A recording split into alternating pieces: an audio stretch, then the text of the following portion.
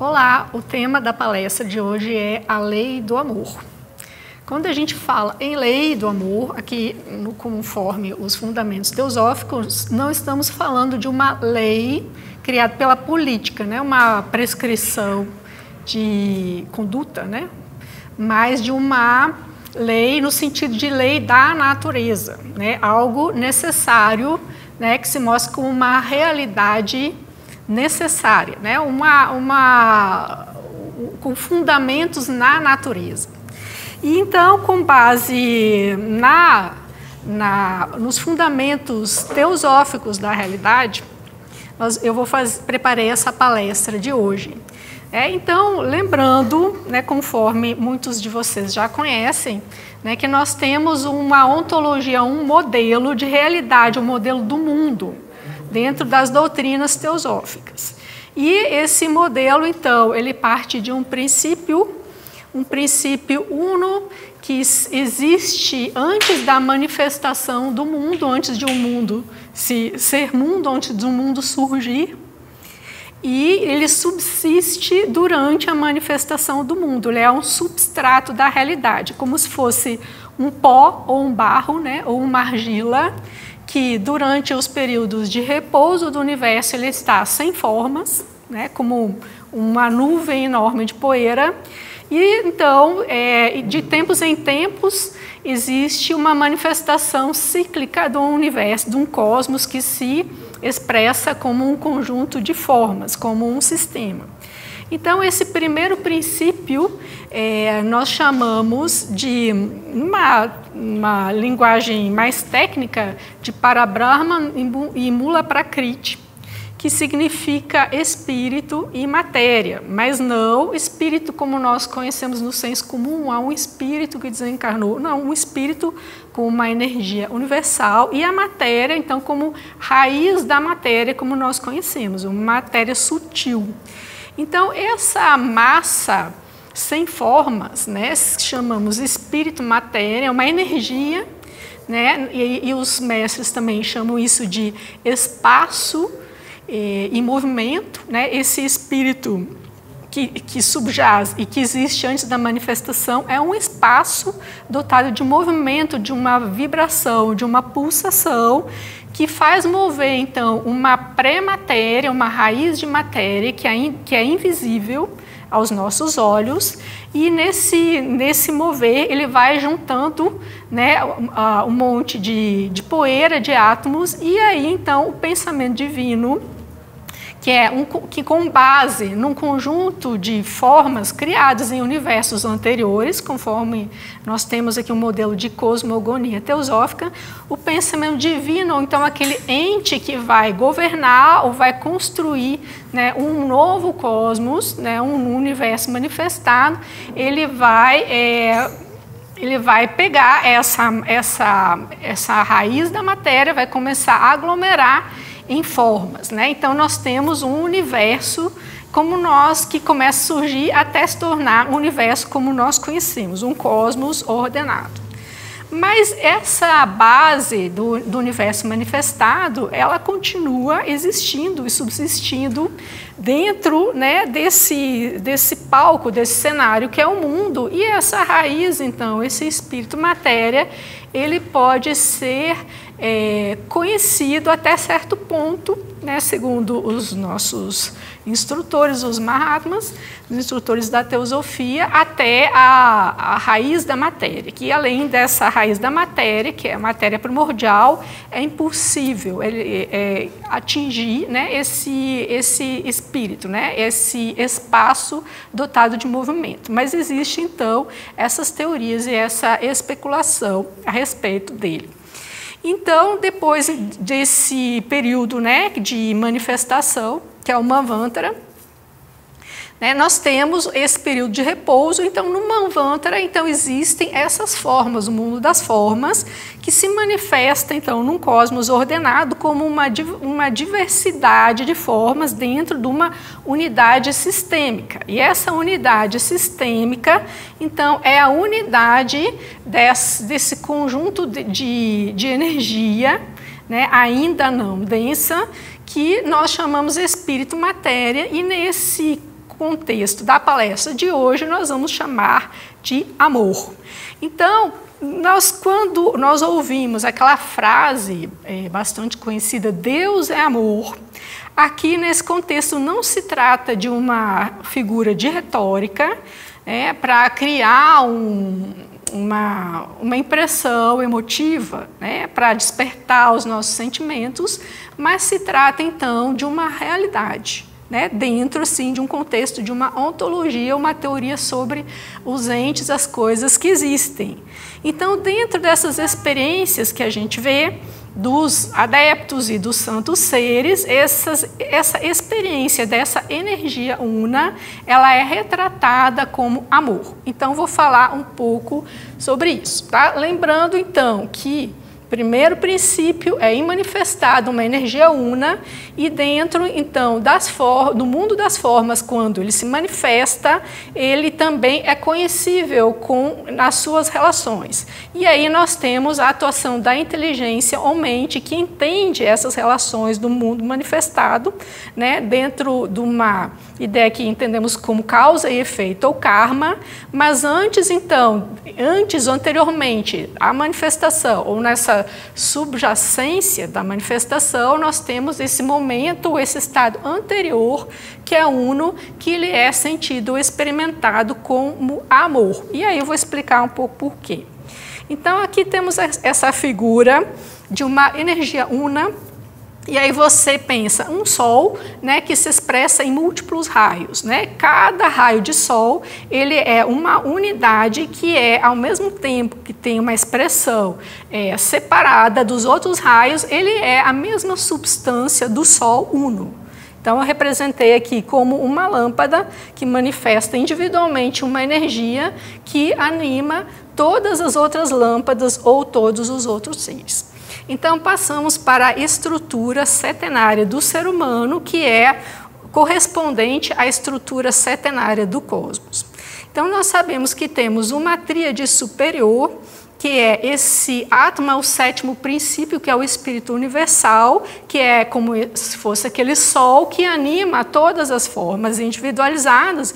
E o primeiro veículo, então, na manifestação, onde essa energia una se expressa, é Budi, o sexto princípio, chamado por nós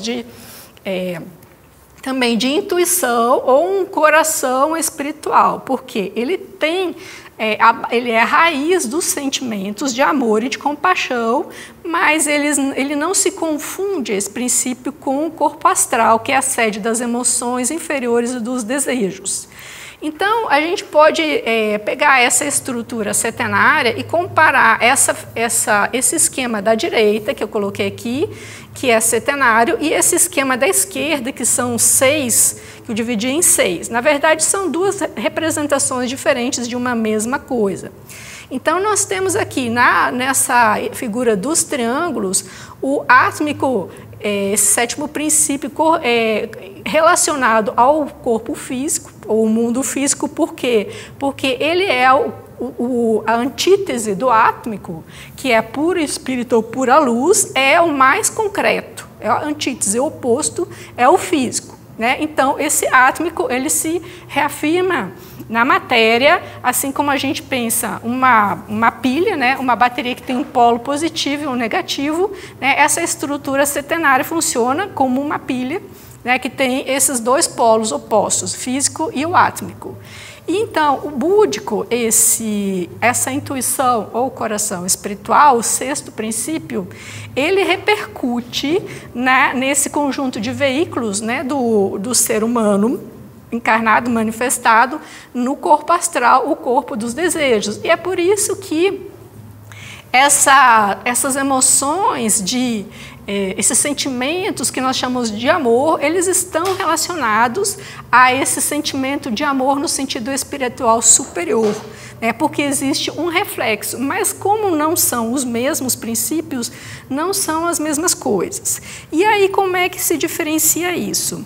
Se diferencia que o corpo búdico, ele é um corpo, primeiro veículo da manifestação do espírito, e ali não existe matéria densa, ele é extremamente sutil, ele é o mais sutil do conjunto de veículos. Então, não existe o senso de separatividade que nós temos aqui no corpo físico, encarnado, ou mesmo no plano astral, no corpo astral, onde os veículos são mais densos. Então, quando a gente fala em emoções dentro da psicologia ocidental, atual, dentro da neurociência, a gente ouve falar em sistema límbico, né? Que é um sistema que coloca ali todas as emoções, desde as mais básicas, as mais sutis, as mais sublimes. E aqui a gente vê claramente que não é a mesma coisa. Assim. Existe uma diferença muito grande, né? Tanto que essa polaridade é como a segunda polaridade nessa bateria. Se a gente pensar na pilha, tem o átmico e o físico, e depois tem o búdico, e depois tem o corpo astral. Né? Então, existe uma diferença muito clara e a gente, para entender, pode pensar em egoísmo e altruísmo. Tá? E aí está um dos pontos chaves desse entendimento sobre a lei do amor. Né? O que é o sentimento de amor aqui? Existe um sentimento de separatividade imperceptível, porque já existem ali formas diferenciadas, né, sujeitos e objetos, diferentes sujeitos, mas não existe senso de eu. Então, ali é o que nós podemos chamar de plano de amor, o plano da unidade. Por quê? Porque ela é experimentada por um veículo individual que sente isso como bem-aventurança. E é dali, então, que surgem essas emoções nobres que a gente vê, por exemplo, num momento de catástrofe, como recentemente, infelizmente, podemos observar da tragédia ambiental no Rio Grande do Sul, das enchentes. A pessoa vê aquela situação e a pessoa se sente mobilizada a largar tudo e fazer, se pode, né, e fazer um trabalho voluntário, sair arrecadando doações, né, numa logística admirável, né, elogiável, porque ela se sente mobilizada, porque ela se vê naquela situação. Então, quando eu me vejo numa situação, sinto empatia, eu sinto compaixão, não existe esse sentimento de que não é comigo, então está tudo bem, né? Que bom que não sou eu que estou lá. E que bom que não sou eu que estou lá é o que a gente sente com base na identificação desse quaternário inferior, que é o corpo astral, né, ou associado ao mental inferior, como eu botei nessa figura da esquerda aqui, porque o corpo astral está relacionado a manas, a mente, mas a mente também tem uma função superior, aliás, ela é superior, e quando ela se manifesta no cérebro físico, então ela se associa a esse corpo dos desejos, ou corpo astral. E aí forma aquilo que nós conhecemos como ego, né? Ou kama manas. Então, o kama manas, ele está identificado com o seu corpo físico, aqui os seus desejos, os seus objetos e suas frustrações, suas insatisfações, né? E aí ele pensa assim, não é comigo, então está bom, mas para uma pessoa sair da sua casa, pegar um caminhão, dirigir, ela precisa sentir, de alguma forma, é com ela. Então nós só conseguimos ter esse tipo de atitude se nós temos o nosso sexto princípio atuando, ainda que de uma forma não totalmente desperta, como nos seres mais adiantados na evolução, mas ele já está ali funcionando de uma maneira suficiente para poder motivar uma ação altruísta. Então, a diferença, eu quero pegar aquele cérebro límbico, o sistema límbico do cérebro, e entender o que é, então, ali o sexto princípio, né, o centro da compaixão e do amor, e o que é o resto, que são as emoções mais animais, digamos assim, que já estão se desenvolvendo nos animais. É o altruísmo, o egoísmo. Então, matou por amor não existe. Né? Não é amor. A pessoa pode matar por paixão, por ódio, né? Por ciúme, sentimento de posse, por inveja, por muitas coisas, mas nunca por amor. Mas como nós confundimos desejo e amor, não temos essa distinção. Na psicologia, às vezes as pessoas dizem assim, eu matei por amor. Mas no direito penal é muito claro, né? Porque você entende que isso é um crime passional, ou seja, ele é movido pelas paixões, por isso que ele é bastante condenável, né? Bastante repreensível, porque não existe nenhum motivo nobre ali de, por exemplo, matar como legítima defesa ou para salvar a vida de outra pessoa. Não, ele é totalmente egoísta. Tá? Então, quando nós vemos assim a mãe, né, cuidando do seu filho, geralmente, na maioria dos casos, e o Paramahamsa Yogananda, o autor desse livro aqui, que eu gosto de citar, para mostrar as experiências de consciência cósmica, ele diz que há uma lei divina que diz que manda os pais, né, que faz com que os pais amem os seus filhos. E a mãe, especialmente, então, ela vê aquela pessoinha saindo do corpo dela, ela não sente separatividade entre ela e o filho. Então, a mãe está disposta a tirar a comida do seu prato para dar para a criança, né? Enquanto você vê os homicídios passionais, a pessoa tira a vida do outro, né, por causa da frustração dos seus desejos. Uma coisa é a contrária da outra. Então, aqui nessa figura do centauro, nós vemos, né, de uma forma resumida esse quaternário inferior, o corpo físico, os seus princípios e os desejos animais, então uma parte superior, racional, em desenvolvimento, apontando para o espírito. Então, nessa visão teosófica, como eu falei, né, Deus é amor, não é uma figura de linguagem, isso é um fundamento ontológico. E nós temos, então, essa frase aqui de Helena Blavatsky, que diz: o magnetismo do amor puro é a origem de toda coisa criada. Isso é fácil de entender, tomando como base essa estrutura do universo, que mostra que tudo parte, então, desse espírito matéria, e é essa energia, essa força que move todas as coisas. E ela é experimentada, então, como unidade, porque ela é una e a divisão só aparece no momento da manifestação do mundo. Aqui eu trouxe, então, algumas frases que eu achei interessante comentar a respeito do amor, de um livro que eu gosto muito, chamado Despertai, Filhos da Luz, é de autoria de 2 místicos anônimos, vocês podem pesquisar, encontrar na internet, e ele reforça essa mesma ideia que eu já apresentei aqui. Eu vou destacar algumas frases. O amor é a força mais poderosa do universo e tudo existe pelo amor. Como eu falei, essa energia primordial, né, que é essa vibração, ela é, em primeiro lugar, experimentada por esse corpo búdico, que ele vai sentir isso como um amor, essa unidade, essa não separação entre a mãe e o filho, né, entre o amante e o amado, e entre todos aqueles seres que chegaram a esse nível de experiência do 6º princípio, como eu vou citar alguns exemplos daqui para frente. Ele diz mais: o amor é o ritmo em cada átomo, é o pulsar de cada coração. Por quê? Porque aquele espírito matéria, ele tem um movimento, e esse movimento, ele é uma pulsação, essa vibração. Então, esse movimento, essa vibração que mantém, é o primeiro motor do mundo manifestado. Essa vibração mantém o mundo existindo e funcionando. O amor é todo poderoso, amai sempre e cada vez mais, em breve tereis o poder criado pelo amor. Empregado esse poder e compreendereis a força latente, empregai esse poder e compreendereis a força latente no universo.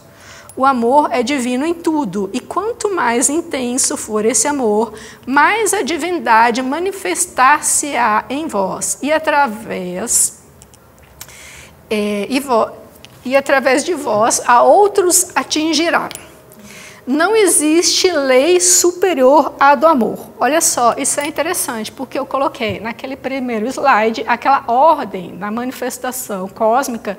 Primeiro, o absoluto, né, com aquela matéria primordial, una, aquela massa una, e depois, então, surge o mundo das formas com as relações entre as formas, relações de causa e efeito.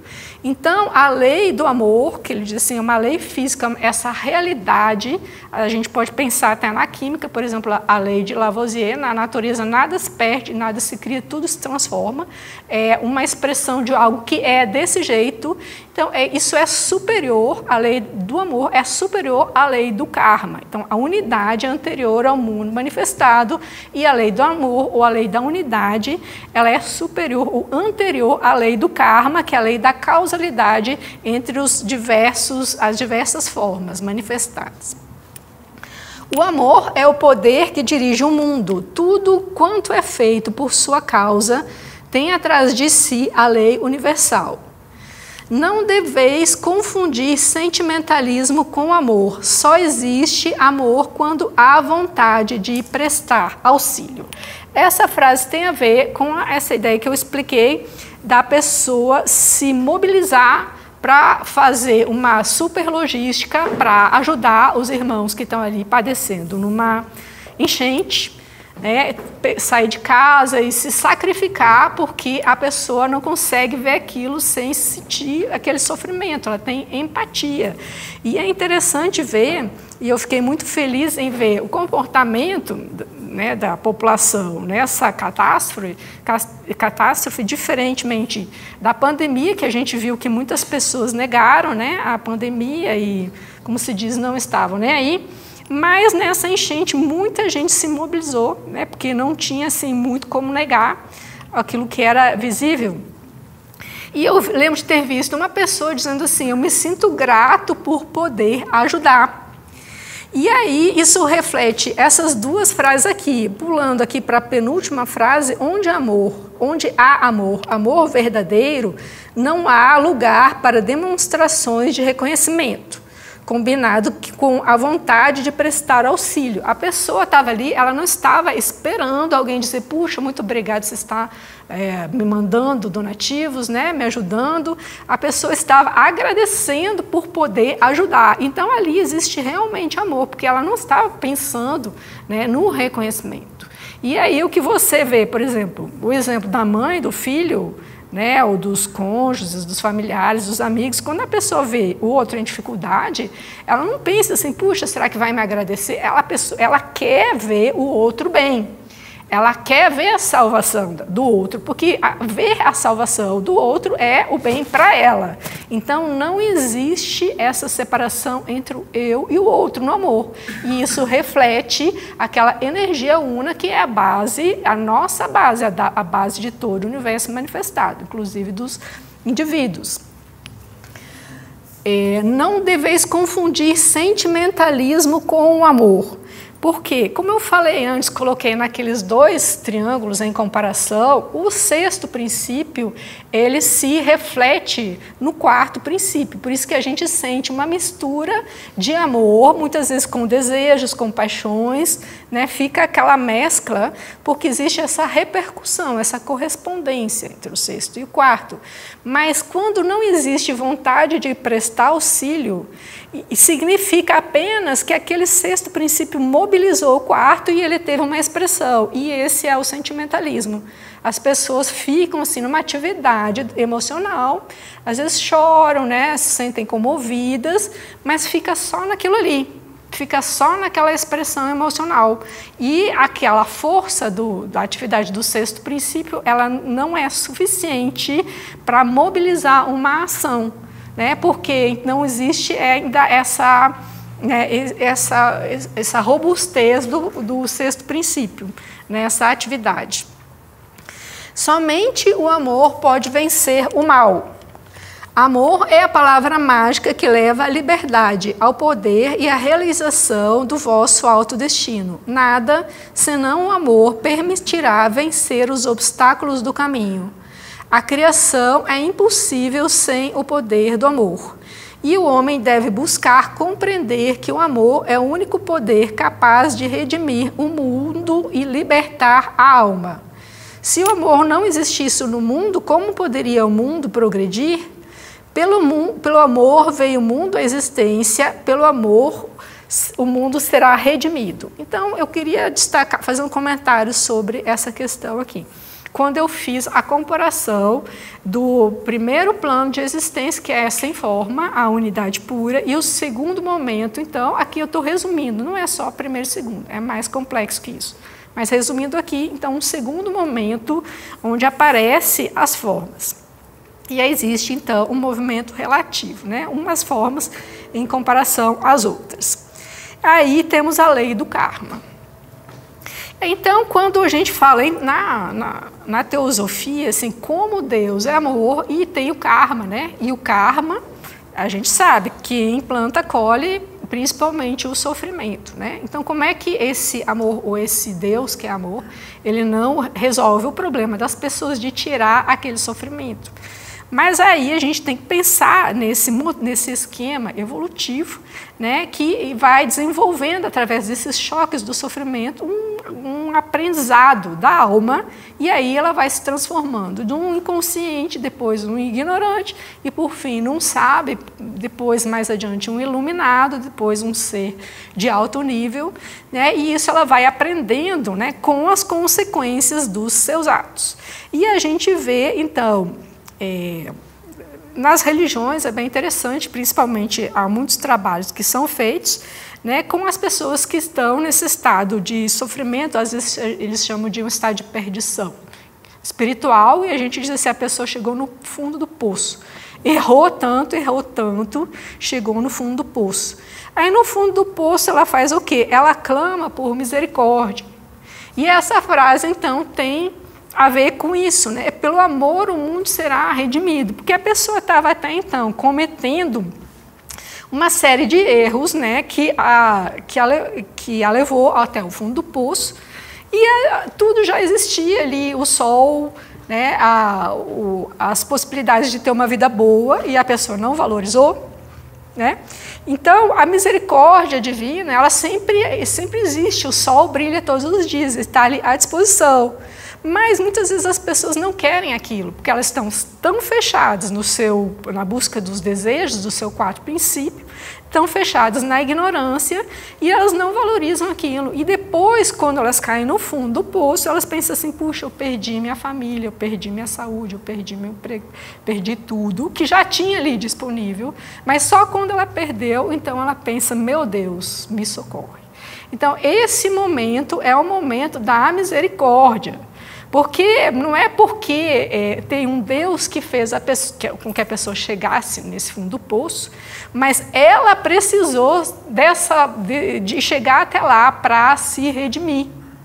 Então, nesse momento, vem a misericórdia divina, e é um trabalho muito bonito que a gente vê nas igrejas, um trabalho de conversão, onde a pessoa não vai ter os seus pecados apagados com uma borracha, né? Ela vai ter que depois reparar aquelas dívidas, mas ela tem essa possibilidade de mudar de rota, de se converter, né, e de se redimir. E nesse momento, a misericórdia divina, aquele amor, aquele primeiro momento, aquele sétimo princípio, que se coloca ali, está à disposição para quem quiser, né? E é por isso que, como eu vou mostrar nas partes a seguir, não é Deus que abandona, né, as pessoas, né? Você pode, se você for da igreja, você pode dizer até com uma frase bonita.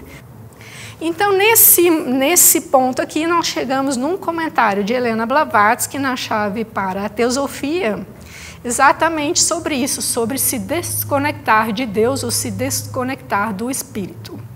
Ela diz o seguinte, Cristo, ou quarto evangelho, pelo menos, ensina a reencarnação, assim como o aniquilamento da personalidade, se você esquecer a letra morta e manter-se atento ao espírito esotérico. Então, ela está pegando aqui o capítulo 15 do Evangelho de São João, da Bíblia, dos versículos 1 a 6. E ela faz um comentário dando uma interpretação esotérica, ou seja, que não é literal. Ela diz o seguinte, o que fala a parábola, a não ser da tríade superior do homem? Atma é o lavrador. Aqui, então, ela está comparando aquele sétimo princípio, aquele espírito uno, com o lavrador, porque o lavrador é aquele que empurra, é aquele que move. Como eu falei, ele tem um movimento que desencadeia toda a manifestação e sustenta toda a vida. E aí, o segundo, o ego espiritual, o Budi, é que ela está falando do sexto princípio, que também é conhecido como Christos, ou Cristo dentro de nós, ou Cristo que amadureceu dentro de Jesus, ou Cristo, né? Enquanto a alma animal e vital, a personalidade, ou seja, aquele quaternário inferior, que eu coloquei também naquele triângulozinho, com um princípio da mente concreta, né? Com um princípio mental, a personalidade é o ramo. Eu sou a verdadeira videira e meu pai é o lavrador. Então, Cristo é a verdadeira videira e o pai é o lavrador, é aquele que empurra. Toda vara em mim que não dá fruto, ele atira. Tá? Então, temos aqui, Cristo é o sexto princípio, como coloquei na teosofia, é o primeiro veículo da manifestação, onde o pai se manifesta, e é por isso dali que vem a frase também de Jesus, que ninguém vai ao Pai senão por mim, ou seja, que não é possível experimentar o sétimo princípio, o Pai, senão na consciência do sexto princípio. É o único caminho, mas não é um caminho de uma religião particular, é um caminho dos veículos dentro do ser humano, da estrutura setenária do ser humano, e aquele que toda vara que em mim, ou seja, que não dá fruto no sexto princípio, né, ou no Christus ou em Budi, ele atira, o Pai atira. Como a vara de si mesma não pode dar fruto se não estiver na videira, assim também vós, se não estiverdes em mim. Eu sou a videira, vós as varas. Se alguém não estiver em mim, será lançado fora como a vara e secará. E os colhem e lançam no fogo e ardem. Então, o que ela está dizendo aqui?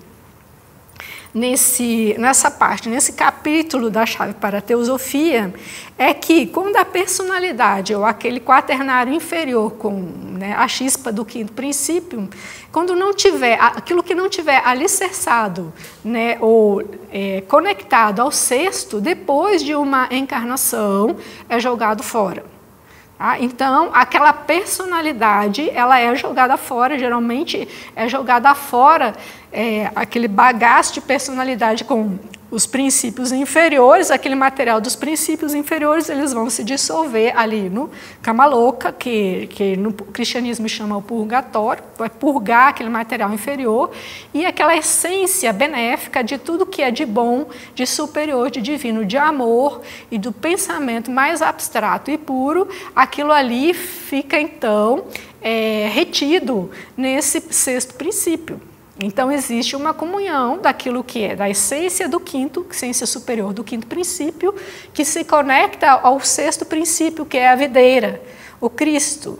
Né? E aquilo que não for de natureza superior é simplesmente eliminado. Então, se aquela pessoa não produziu nada de superior durante uma encarnação, todo aquele ramo seca. Né? Ele é jogado fora. E ela diz, então, que esse é o significado esotérico dessa parábola. E aí, mais uma parte adiante, ela diz assim, mas se apesar de todos os seus esforços, ou seja, da tríade superior, a sua voz, que é a voz da nossa consciência, foi incapaz de penetrar através do mundo da matéria, então a obtusidade dessa última, né, dessa parte inferior, esse quaternário inferior com a faísca do quinto, resultante da natureza imperfeita do material, classifica-se como um outro fracasso da natureza. Isso é para mostrar o quê? Que, na verdade, assim, só existe essa existência real mesmo, aquilo que vai sobreviver ao longo dos milênios, tudo aquilo que tiver alicerçado, aquilo que tiver na videira, né, aquilo que tiver fundamento nesse espírito divino. Aí, seguindo o capítulo 15 de São João, já não tem mais um comentário da Helena Blavatsky, que já não é do livro, mas eu fui pegar na Bíblia.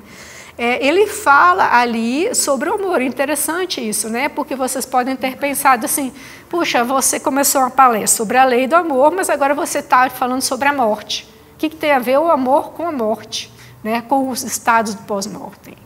Mas a gente vai ver que tudo aquilo que é eterno, como já vou mostrar na passagem da carta dos Mahatmas, tudo o que é eterno é o sentimento que tem a ver com o amor. Tudo o mais perece. Então, aqui, por isso que tem a ver com a morte, porque a morte é uma reciclagem, daquilo que é sugado, qual é a essência que é extraída de uma vida. Então, Jesus diz assim, está falando aos seus discípulos: como o Pai me amou, também eu vos amei a vós, permanecei no meu amor. Agora, esse versículo 10, eu sublinhei porque ele tem a ver com o quinto princípio. Estamos falando de uma estrutura setenária. Se guardardes os meus mandamentos, permanecereis no meu amor, do mesmo modo que eu tenho guardado os mandamentos de meu Pai e permaneço no seu amor. Mas o que tem a ver os mandamentos com o amor, Porque os mandamentos são ideias produzidas pelos pensamentos, que tem a ver com a conduta, que é daquela parte criada do universo, e mais uma criação assim, humana, uma instrução de um ser, talvez um pouco além do humano, tendo em vista que o amor mesmo ele é eterno e incriado. Nós não criamos o amor nunca, Ele que nos criou, ele existe, é algo em si mesmo. Mas por que ele diz assim, se guardardes os meus mandamentos? Aí tem a ver com código de conduta, com interpretação, com pensamento, com algo mental. E por que então teria que Deus, se guardardes os meus mandamentos, permanecereis no meu amor, do mesmo modo que eu tenho guardado os mandamentos de meu Pai, e permaneço no seu amor. Parece que a gente pula assim para uma ideia de um Deus pessoal, aquele Deus do Antigo Testamento, que é irado, que castiga, que dá prêmios. Então, se você não seguir os mandamentos, você não vai mais ser amado por Deus. E aí a gente tem na filosofia teosófica, na teosofia, uma outra ideia desse Deus subjacente, que ele apenas é a base da manifestação, mas ele é um imanifestado. Agora, como é que a gente resolve, então, esse aparente paradoxo, ou conflito, ou dificuldade? Resolve pela teoria dos 7 princípios, que é uma teoria que resolve, como uma chave, muitos problemas. Que aí a gente entende por que nós precisamos desenvolver uma estrutura setenária. E dentro dessa estrutura setenária, como se fosse um edifício de 7 andares, nós temos o 5º andar, que é a mente. Então, existe uma necessidade de um desenvolvimento mental, uma mente, um discernimento que guia a conduta, senão isso não funciona. Então, eu vou passar a falar dessa ideia daqui para frente. Mas, assim, ele continua falando qual é o mesmo mandamento, o que realmente importa. O meu mandamento é este, que vos ameis uns aos outros, assim como eu vos amei. Ninguém tem maior amor do que este, de dar a alguém a sua vida pelos seus amigos. Aí ele já estava falando do sacrifício dele. Como eu falei, a diferença entre o 6º e o 4º princípio é que no 6º princípio a pessoa é capaz de dar a sua vida para salvar o outro, ela sai do seu conforto, ela abre mão de todas as suas conveniências, porque ela tem a total identificação, ela tem um senso de unidade com aquele outro. E no 4º princípio é o contrário, assim, um sujeito agride o outro porque não atendeu o meu desejo, é o oposto. Isto eu vos mando, que vos ameis uns aos outros. E aqui então eu trouxe outra passagem de Mateus 25, os versículos de 35 a 40, sobre a unidade, onde Jesus fala sobre a unidade.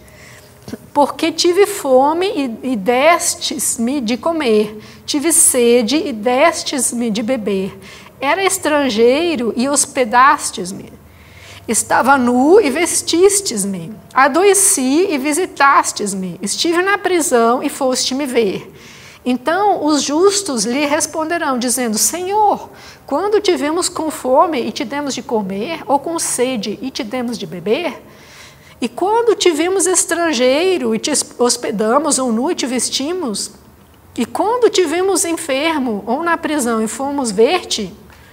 E respondendo o rei lhes dirá, em verdade vos digo que quando o fizestes a um destes meus pequeninos irmãos, a mim o fizestes.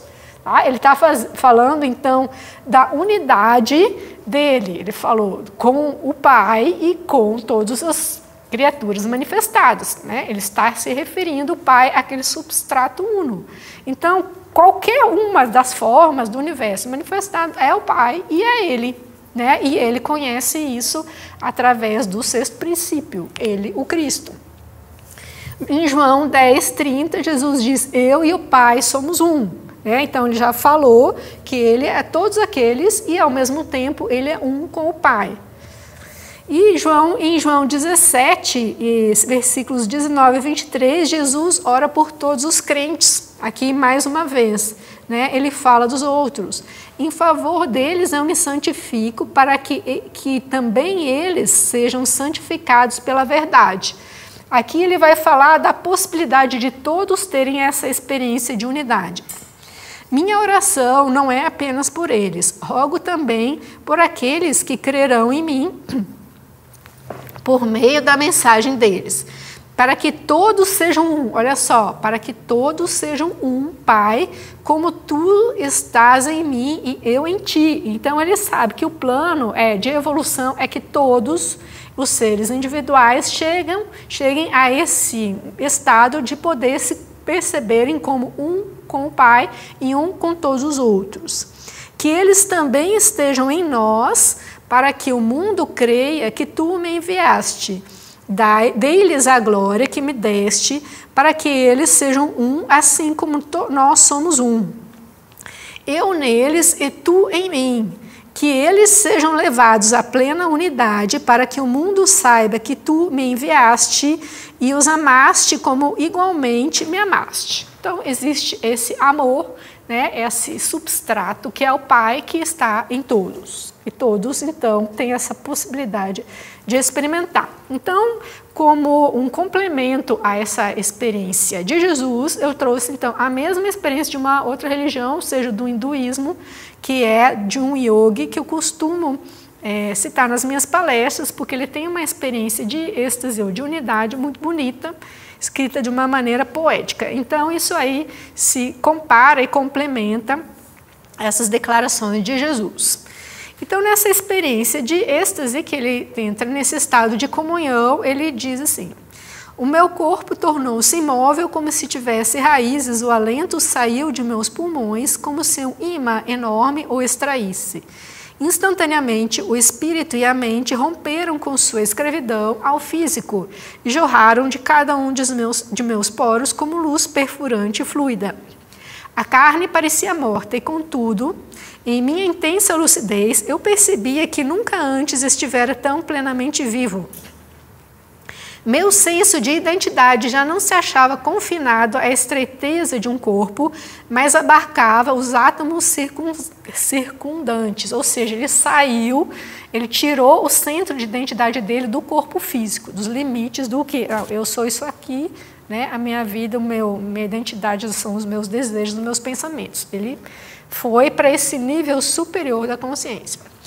A luz unificadora alternava-se com materializações de forma e as metamorfoses revelavam a lei de causa e efeito na criação. Então, vocês lembram que eu coloquei ali como um segundo momento o universo manifestado com a lei de causa e efeito.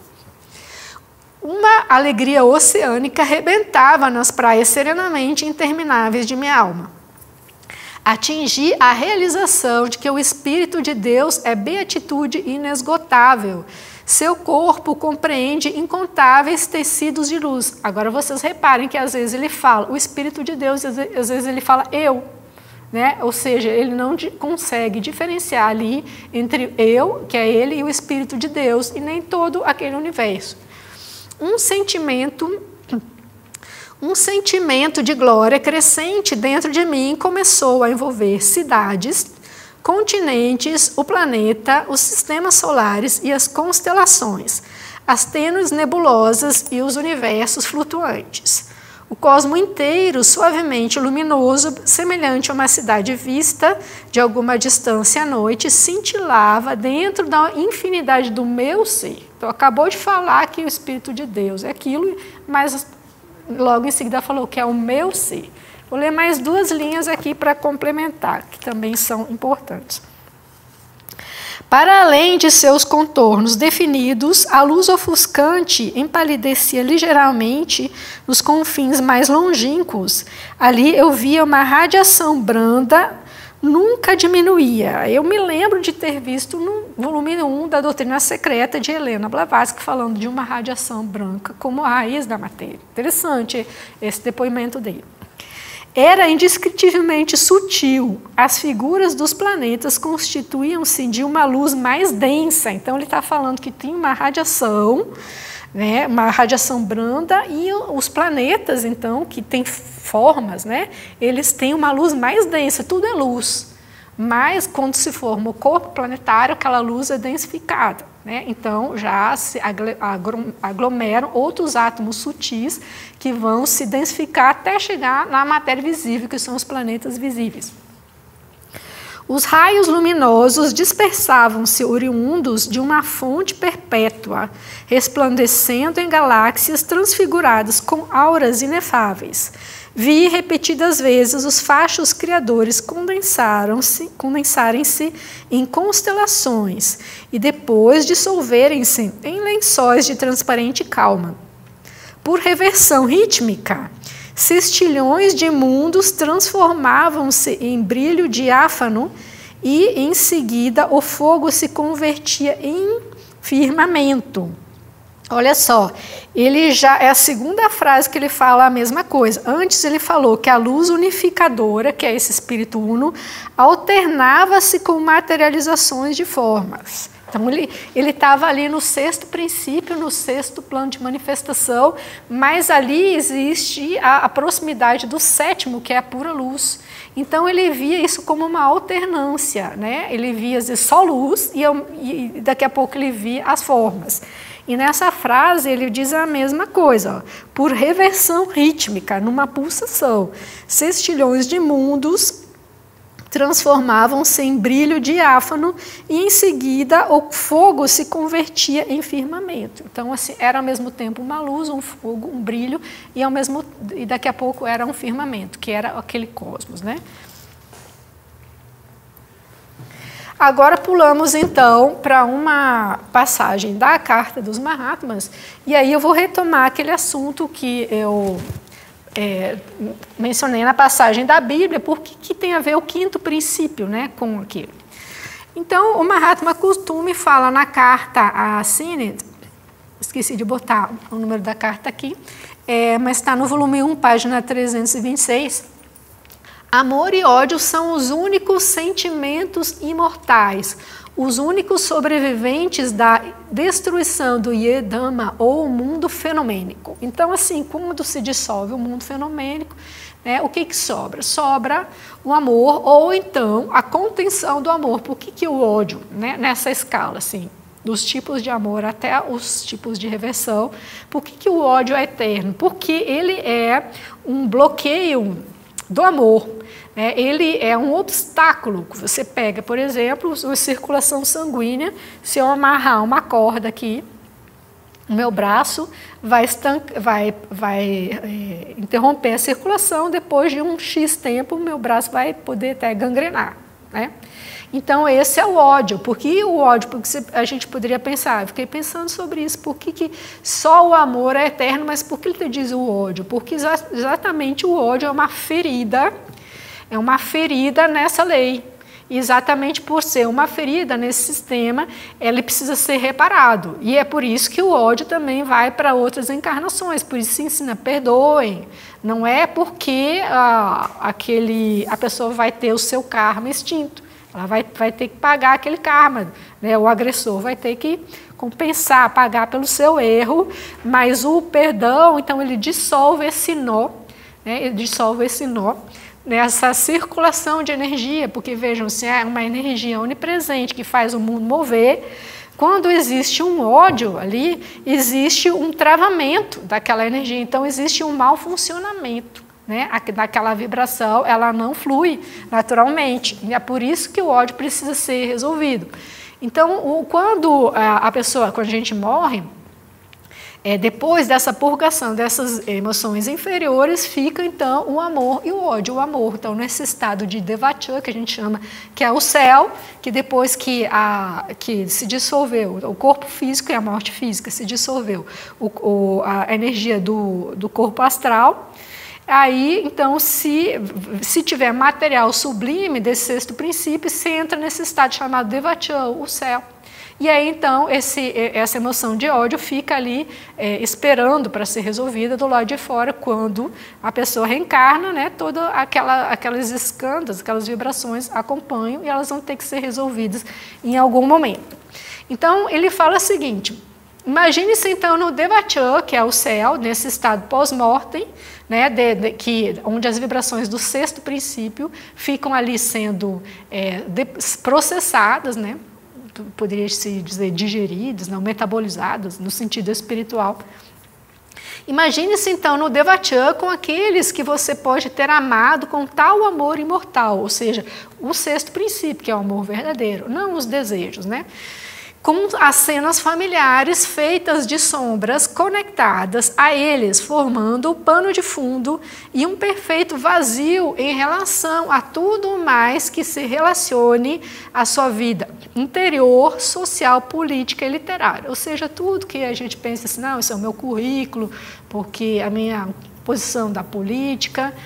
Então, essas brigas de política, são sérias, que a gente leva a ferro e fogo a qual partido político, né, ideologia política, tudo isso vai para o beleléu, que vai sobrar se tiver ódio.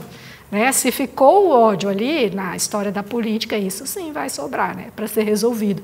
Agora, quem ganhou a eleição, quem perdeu, quem estava, né, melhor, quem era melhor ou pior, conforme a gente acha, isso tudo desaparece, né, junto com aquele galho, né, aquele ramo. Então fica só aquele sentimento do sexto princípio, que fica ali no Devachan. E aí, pulando uma parte que eu tirei, lá onde não há consciência de um mundo externo, ou seja, no Devachan não há um mundo objetivo, existe esse estado subjetivo de processamento desses sentimentos do sexto princípio, essas vibrações do sexto. Não pode haver discernimento para marcar as diferenças e, portanto, não há percepção de contrastes entre monotonia e variedade. Ou seja, ele estava explicando ali para o Sinnett que ali não há tédio, né? Porque a pessoa pode ficar 1000 anos no Devachan. Eu acho que o Sinnett estava preocupado se a pessoa ia ficar entediada ali, 1000 anos com aquelas cenas. Ele disse que não tem tempo ali, né? Não existe um contraste objetivo para a pessoa, né, perceber se está entediante ou não, mas existe assim uma vivência lúcida daquele sentimento, né, daquela experiência que foi produzida no mundo terreno.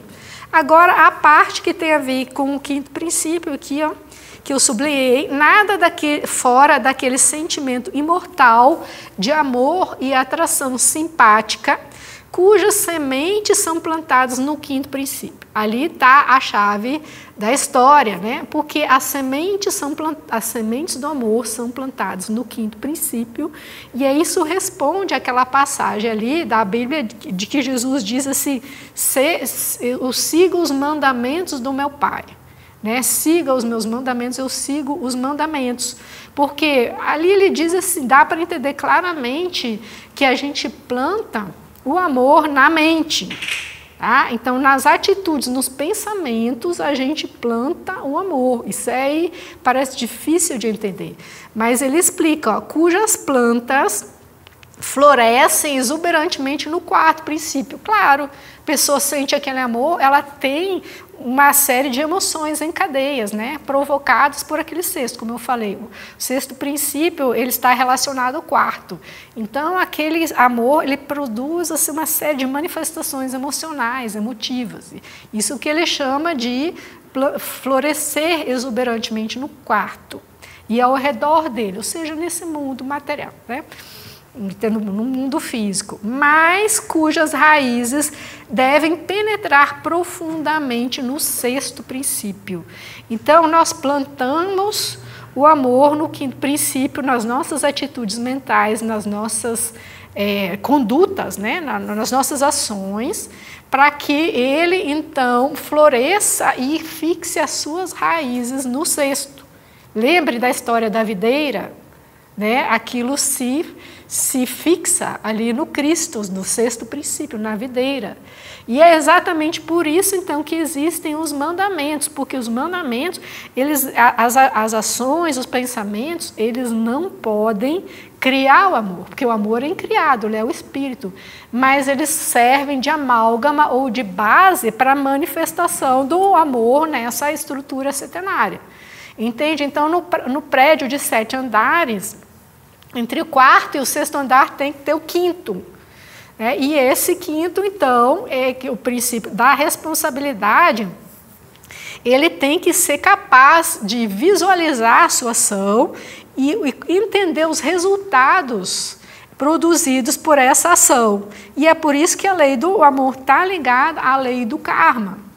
Porque não existe funcionamento do sexto princípio sem o quinto. Tanto que a gente está numa fase de desenvolvimento mental atualmente na humanidade. Nós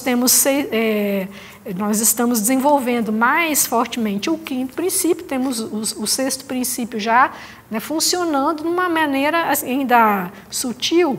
No futuro vamos desenvolver mais o sexto princípio, mas nós precisamos ter o quinto princípio desenvolvido para entender como é que eu faço para ajudar.